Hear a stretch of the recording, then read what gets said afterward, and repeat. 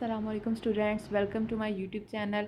Group three से related हमारे topic चल रहे हैं जी। आज हमारा टॉपिक है, हमने फाइंड आउट करना है order of an element of a group under multiplication. कि अगर कोई ग्रुप जो है वो अंडर मल्टीप्लिकेशन है तो उसके अंदर मौजूद एलिमेंट्स का ऑर्डर हम कैसे फाइंड कर सकते हैं। पिछले लेक्चर में हमने ऐसे ग्रुप्स के एलिमेंट्स के ऑर्डर डिस्कस किए थे जो अंडर एडिशन थे स्टूडेंट्स। आज हम ऐसे ग्रुप्स के एलिमेंट्स के ऑर्डर को डिस्कस करेंगे जो अंडर मल्टीप्लिकेशन है। लेट करें जी जो है वो अंडर मल्टीप्लिकेशन अगर एक ग्रुप है तो उसके किसी भी एलिमेंट का ऑर्डर कैसे फाइंड कर सकते हैं जी। उसका ऑर्डर इक्वल होगा एन के।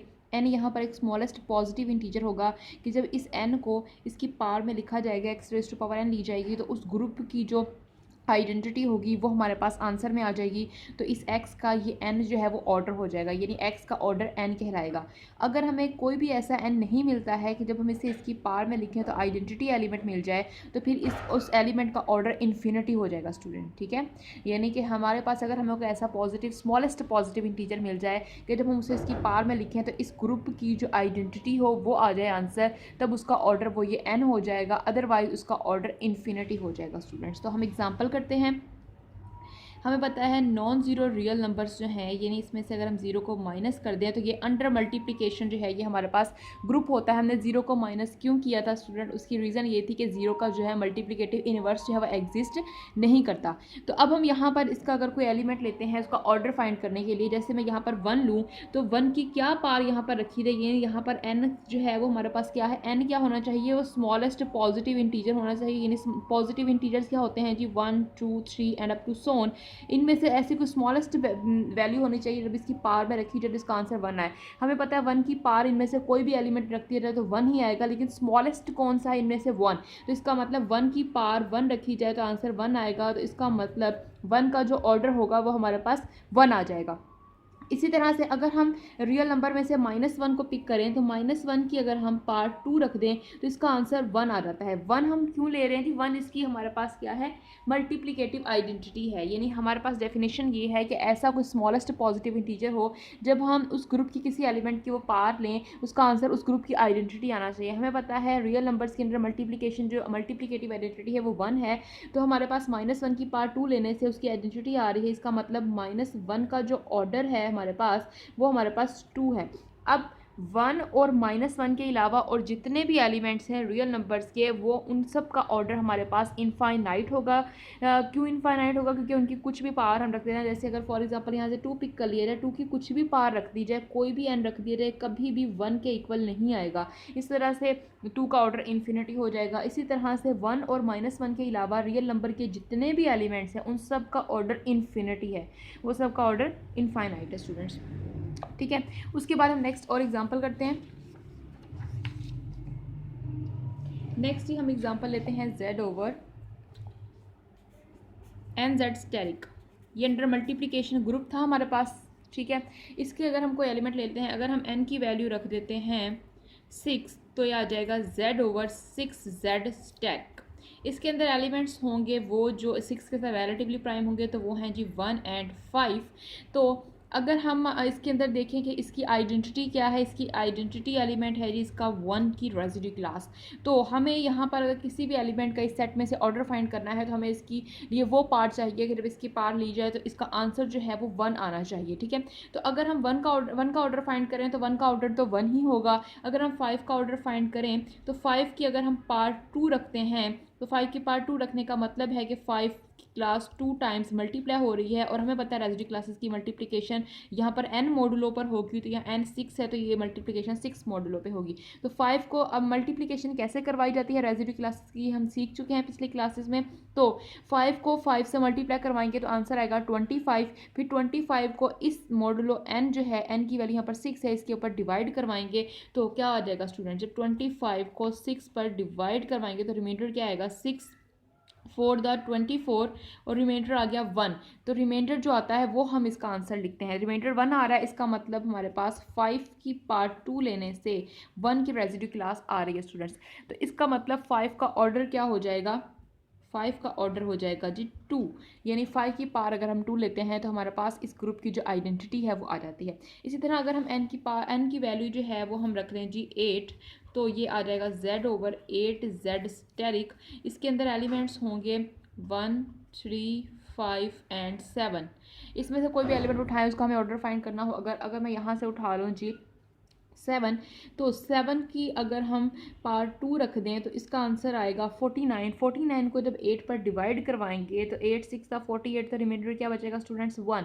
तो इसका आंसर 1 की क्लास आ जाएगा 7 की पार्ट 2 लेने से। इसका मतलब जो 7 का ऑर्डर है वो हमारे पास 2 है स्टूडेंट्स। इसी तरह से अगर हम 3 का ऑर्डर लें तो 3 का ऑर्डर भी 2 होगा, क्योंकि 3 की पार्ट 2 लेने से 9 आएगा। 9 को 8 पर डिवाइड करवाएंगे तो रिमाइंडर आ जाएगा 1।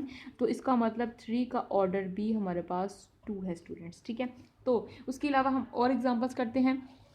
हम यहाँ पर और एग्जांपल ले लेते हैं। ये हमने एक सेट लिया था जिसे हमने अंडर मल्टीप्लिकेशन ग्रुप प्रूफ करवाया था, ठीक है। इसके अंदर अगर किसी भी एलिमेंट का हमें ग्रुप फाइंड करना, ऑर्डर फाइंड करना है, तो हमारे पास W का अगर हम ऑर्डर फाइंड करना चाहें कि इसका ऑर्डर क्या होगा, इस ग्रुप की, ये ग्रुप है, ये सेट जो अंडर मल्टीप्लिकेशन ग्रुप था, इसकी आइडेंटिटी 1 है, इसकी आइडेंटिटी 1 है। तो हमें यहाँ पर 1 का ऑर्डर तो 1 ही है, ओमेगा का ऑर्डर फाइंड करना है, यानी ओमेगा की ऐसी कौन सी पार रखी जाए कि हमारे पास इसका जो हमारे पास ऑर्डर है वो, उसकी जो आंसर है वो हमारे पास क्या आ जाए 1 आ जाए, यानी मल्टीप्लिकेटिव आइडेंटिटी आ जाए। तो अगर हम ओमेगा की पावर 1 रखते हैं वो तो ओमेगा ही आएगा। ओमेगा की पावर 2 रखेंगे तो वो ओमेगा स्क्वायर ही रहेगा, नॉट इक्वल्स टू 1। अगर हम ओमेगा की पार्ट 3 रख दें तो इसका आंसर क्या आ जाएगा स्टूडेंट्स 1 के इक्वल आ जाएगा। इसका मतलब ओमेगा का जो ऑर्डर है वो हमारे पास क्या हो जाएगा 3। इसी तरह से अगर हम ओमेगा स्क्वायर की बात करें, ओमेगा स्क्वायर की पावर अगर हम 3 रखते हैं तो ये इक्वल आ जाएगा ओमेगा 3 की पावर 2।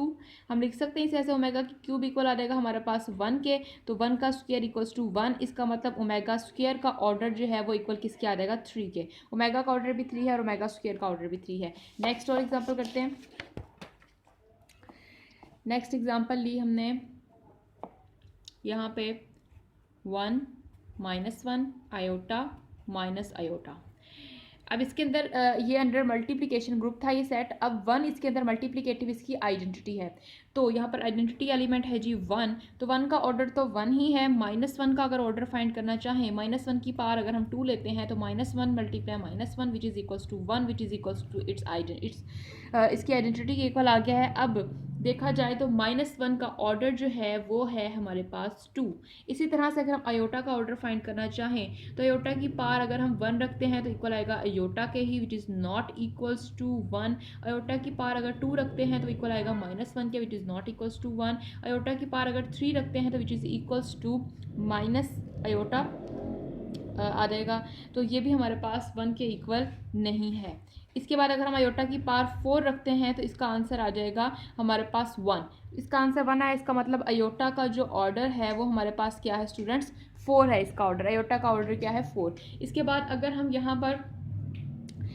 यहाँ पर फाइंड करना चाहें माइनस आयोटा का ऑर्डर, तो वो हमारे पास क्या आ जाएगा, माइनस आयोटा का अगर हमने ऑर्डर फाइंड आउट करना है तो हमारे पास वो क्या आएगा, माइनस आयोटा का ऑर्डर भी हमारे पास 4 ही आएगा। इसकी पावर 4 लेंगे तभी ये आंसर देगा आइडेंटिटी। इसका मतलब माइनस आयोटा का ऑर्डर जो है वो भी हमारे पास 4 है स्टूडेंट्स। नेक्स्ट हम एक और एग्जांपल लेते हैं, एक और ग्रुप लेते हैं जो अंडर मैट्रिक्स मल्टीप्लिकेशन है। वो हमारे पास है ABCD। ये हमारे पास इस टाइप के मैट्रिसेस हैं कि इसकी जो एंट्रीज़ हैं ये हमारे पास ABCD जो है ये रियल नंबर्स को बिलोंग करते हैं। और मैट्रिक्स मल्टीप्लिकेशन यहाँ पर जो ऑपरेशन है, ऑपरेशन जो है वो हमारे पास यहाँ पर बाइनरी ऑपरेशन लग रहा है मैट्रिक्स मल्टीप्लिकेशन, मैट्रिक्स मल्टीप्लिकेशन यहाँ पर ऑपरेशन है। उसके बाद यहाँ पर जो इन मैट्रिसेस के ऊपर जो कंडीशन लगी हुई है कि ऐसे मैट्रिसेस आएंगे इसके अंदर, इस सेट के अंदर ऐसे मैट्रिसेस आएंगे जिनके अंदर जिनका इन्वर्स जो है एग्जिस्ट करता होगा, इन्वर्स एग्जिस्ट करता हो। इन्वर्स एग्जिस्ट करने से मुराद ये है कि इनका जो डिटर्मिनेंट हो वो हमारे पास नॉट इक्वल्स टू होना चाहिए 0 के स्टूडेंट्स, ठीक है। उसके बाद इसका जो आइडेंटिटी एलिमेंट होता है वो हमारे पास होता है 1 0 0 1, और इस ग्रुप को हम इस तरह से भी रिप्रेजेंट करते हैं GL2R। ये हमारे पास अंडर मैट्रिक्स मल्टीप्लिकेशन ग्रुप होता है। सिर्फ इसके ऊपर कंडीशन ये होती है कोई भी मैट्रिक्स अगर हम इसमें से लेते हैं GL2R में से तो उसका जो डिटर्मिनेंट हो वो नॉट इक्वल्स टू 0 होना चाहिए, तभी हमारे पास ये अंडर मैट्रिक्स मल्टीप्लिकेशन ग्रुप कहलाता है। तो अगर हम इसके किसी एलिमेंट का ऑर्डर फाइंड करना चाहें तो कैसे फाइंड करेंगे स्टूडेंट्स, हम यहाँ पर इसका एक एलिमेंट पिक करते हैं। एक एलिमेंट हमने इसका पिक किया M, एक मैट्रिक्स लिया है हमने, वो हमारे पास है स्क्वायर रूट 3/2 1/2 एंड 1/2, और यहाँ पर है -1/2, यहाँ पर है जी √3/2। इसका हमें ऑर्डर फाइंड आउट करना है। ये m की पावर 1 है तो यही आंसर रहेगा। अगर m की पावर 2, यानी हमें m की वो वाली पार्ट चाहिए जब आइडेंटिटी मैट्रिक्स इसका आंसर आ जाए, तो इसकी पार्ट्स चढ़ाते जाएंगे। अगर m की पावर 2 लेते हैं तो इसका आंसर आ जाएगा 1/2 √3/2 -√3/2 एंड 1/2। अगर अगेन इसकी पावर हम लेते हैं, m की पावर अगर हम 3 लेते हैं तो इसका आंसर आ जाएगा 0 1 -1 0। अगर अगेन हम इसकी पावर 4 लेते हैं तो इसका आंसर आ जाएगा हमारे पास n की पावर 4 लेने से -1/2 एंड यहाँ पर आ जाएगा -√3/2 √3/2 -1/2।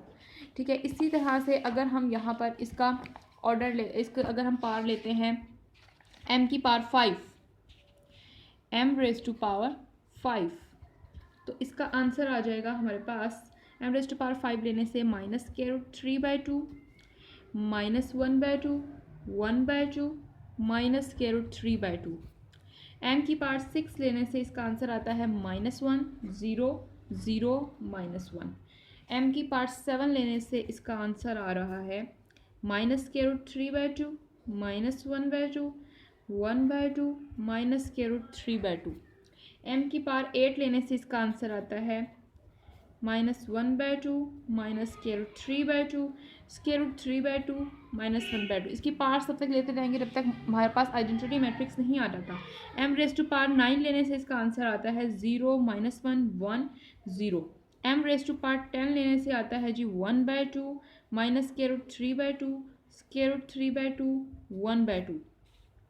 m⁻11 लेने से आ रहा है जी यहाँ पे √3/2 एंड 1/2 -1/2 एंड √3/2। m की पावर 12 लेने से हमारे पास फाइनली इसका आइडेंटिटी मैट्रिक्स आ जाता है। इसका मतलब m का जो ऑर्डर था वो हमारे पास क्या है, 12 है। यानी m की पावर 12 लेते हैं तो हमारे पास आइडेंटिटी मैट्रिक्स हमें मिल जाता है स्टूडेंट्स। तो स्टूडेंट्स उम्मीद करती हूँ आपको समझ आया होगा कि कोई भी ग्रुप अगर अंडर मल्टीप्लिकेशन है तो हम उसका ऑर्डर कैसे, उसके एलिमेंट्स का ऑर्डर कैसे फाइंड कर सकते हैं। नेक्स्ट वीडियो जो होगी, जितना हमने अभी तक ग्रुप थ्योरी का पढ़ लिया है उससे रिलेटेड MCQs होंगे, उससे नेक्स्ट हम सब ग्रुप का टॉपिक करेंगे स्टूडेंट्स। नेक्स्ट हमारी वीडियो ज़रूर देखिएगा। अगर आपको हमारी वीडियो अच्छी लगे तो इसे लाइक कीजिएगा और हमारे चैनल को ज़रूर सब्सक्राइब कीजिएगा। तब तक के लिए अल्लाह हाफिज़। नेक्स्ट वीडियो में मिलते हैं।